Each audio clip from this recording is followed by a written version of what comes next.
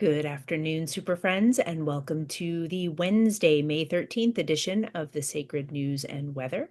This message is being blessed by the Sisters of Perpetual Home Remodeling. I don't know, I'm hoping that you can't hear all of the hammering and the saws and the things that are rattling inside my brain and have been for weeks now, 2 weeks now, thereabouts. I can't get a break. I went to my office earlier today and thinking it might be a little quieter, and they were doing tree work right in front of my office. So it's apparently meant to be a noisy day inside my brain and the outside world. So hopefully I can get quiet enough for us to have a message. As with everything I do, take what resonates, leave the rest behind, and know that these messages are timeless. So whether you are tuning in real time on May 13th or at some later date, you will likely find something here for you. If you don't, go ahead and turn me off. I've got lots and lots of messages down below, and I have many more to come.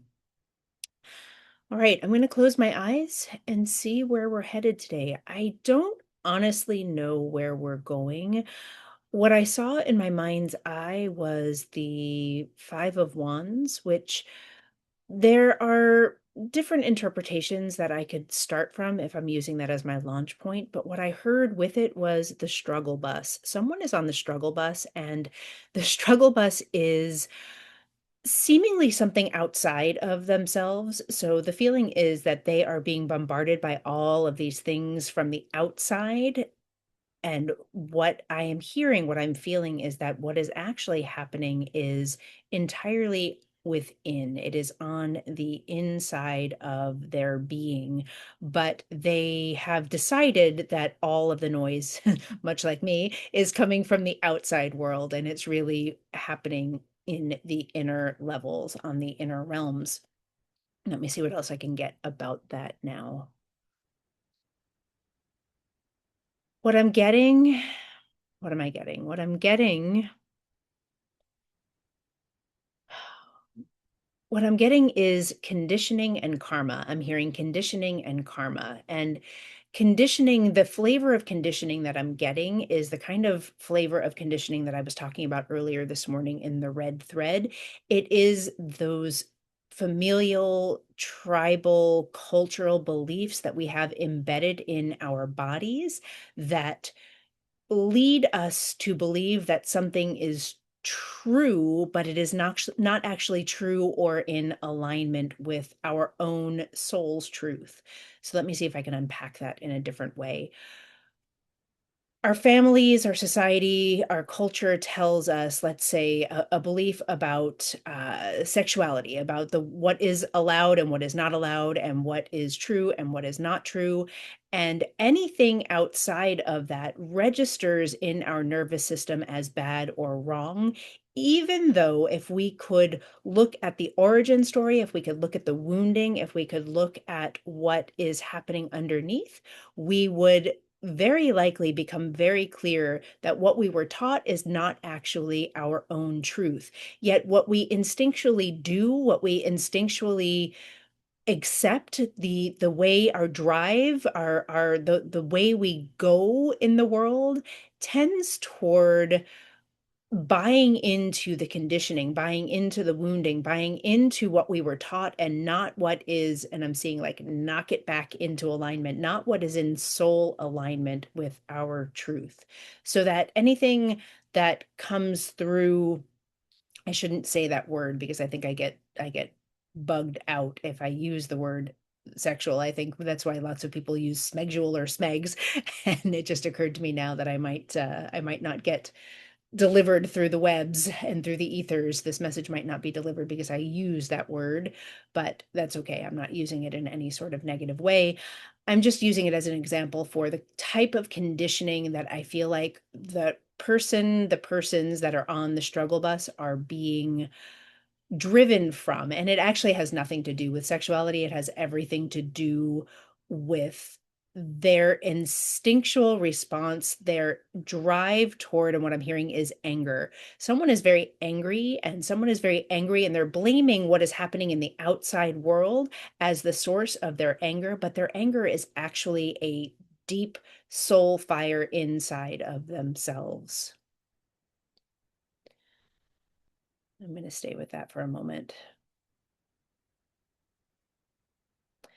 because the other word that came through was karma.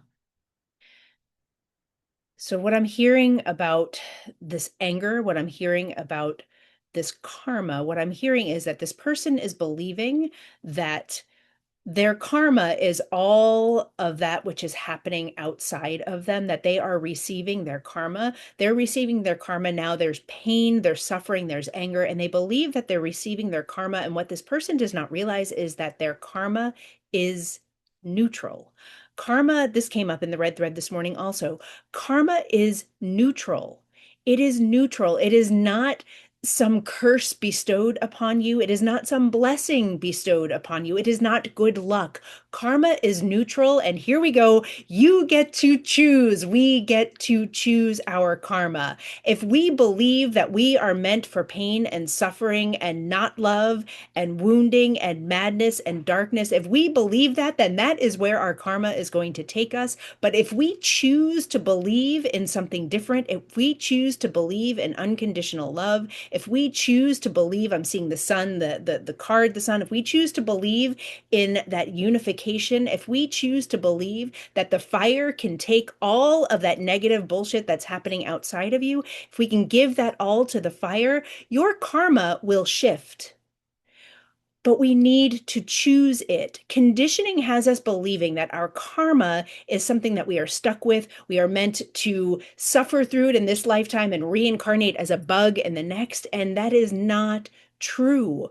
We get to choose where we are going. We get to choose what is actually in alignment for ourselves. We get to toss into the fire anything that is not serving us, anything that is keeping us in anger, anything that is keeping us in suffering, anything that is keeping us in pain. And when we choose to toss that whole narrative, that whole preconditioned, preconceived from our families, from our ancestors, from past lives, if we can choose to toss all of that into the fire and choose only what is in alignment with ourselves, we are going to see that that anger, that grief, that suffering will actually burn away. And what will be left at its core is a vessel to give and receive love.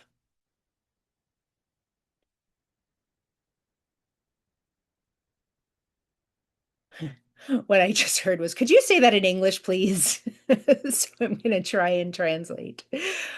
Okay. I just channeled a lot and now I'm trying to put it into different terms. So let's see what I can say about this.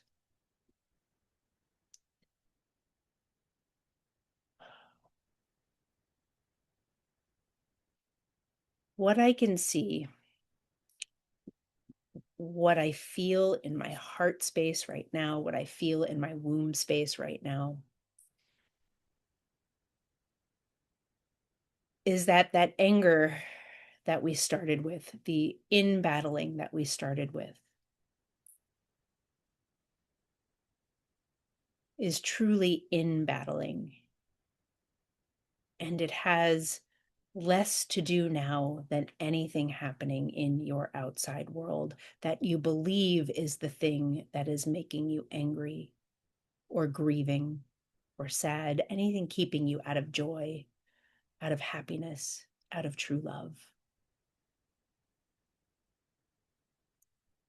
And what I'm seeing now is if you can let go of the storyline, the culture, the wounding that has you believing that this is your karma,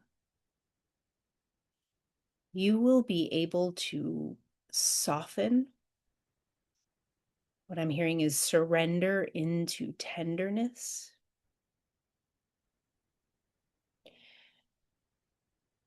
You will be able to give yourself over to a kind of softness and sweetness and gentleness that has always been available to you. You just didn't know that you could choose it. There's a feeling of deep buy-in to hard work and growth through suffering. And it has to be, if it doesn't hurt, it's not worth doing. That's what I'm talking about with the conditioning that we're being invited to let go of. The conditioning that we came into this world with before all of the other conditions of the world were piled on us is the truth that we come from love, we're made of love, and we're going toward more love. And if you can soften your belief that this is happening to you because you deserve it, and soften into the truth that what you deserve is the deepest love you've ever received, as well as your innate ability to return to move from you the deepest love you've ever given.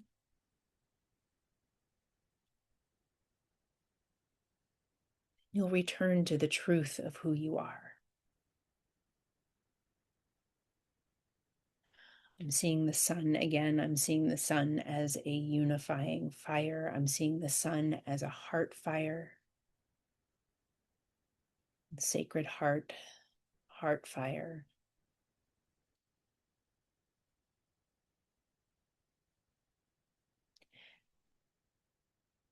And I'm seeing also a beautiful diamond. I'm seeing the diamond that was formed through the depths of the pain, of the suffering, of the folds of the earth, of the pressure of the world that you have placed upon yourself, believing it was your karma. I'm seeing the diamond that gets to come forward, coming forward from your heart, maybe even being offered to another. When you realize that you just need to choose to take yourself off that struggle bus, to take yourself off of the 5 of fire, to come through the cataclysm of the 5 of fire and into the 6, which is glory, which is success, which is stabilization. It's actually a choice that you need to make. You get to make. I was just corrected. And I can feel where you are nearly there. I keep saying anger. For some of you, it's grief, but it feels, because all of the fire energy I'm feeling here, I feel like it feels more like anger, like rage. But for some of you, it's grief.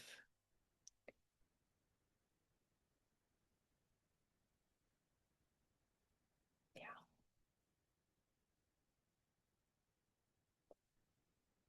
Karma is neutral. It is not the cause of your suffering. It magnetizes to you that which you choose. So you can choose to continue with this storyline of pain and suffering, anger, victimization. Or you can choose to use that fire to burn it all down and choose the love that you actually are and the love that you actually deserve.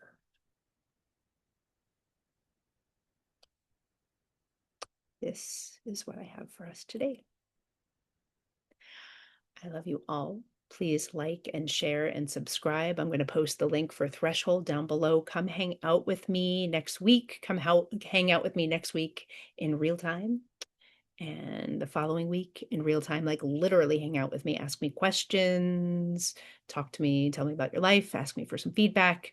Come hang out, totally free, trialing a new container of deep channeled messages, guided meditation, and energy work all in one spot via Zoom. Next week, Tuesday and Thursday, 5 p.m. on Tuesday Pacific time, 1 p.m. on Thursday Pacific time, and the following week, same. Tuesday, 5 p.m., Thursday, 1 p.m. Pacific time. All right, enough.